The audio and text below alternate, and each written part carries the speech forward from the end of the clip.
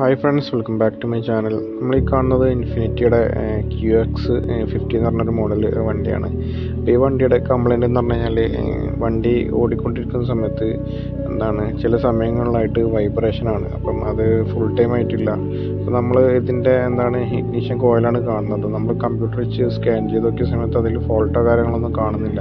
അപ്പം ഇതുപോലുള്ള വണ്ടികൾ വരുന്ന സമയത്ത് ഈ സിസ്റ്റം വെച്ച് നമ്മൾ സ്കാൻ ചെയ്ത് കഴിഞ്ഞാൽ ചില ഫോൾട്ടും കാര്യങ്ങളൊന്നും കിട്ടത്തില്ല. അപ്പം അത് ഭയങ്കര ഒരു ടഫായിട്ടുള്ളൊരു ബുദ്ധിമുട്ടാണ്.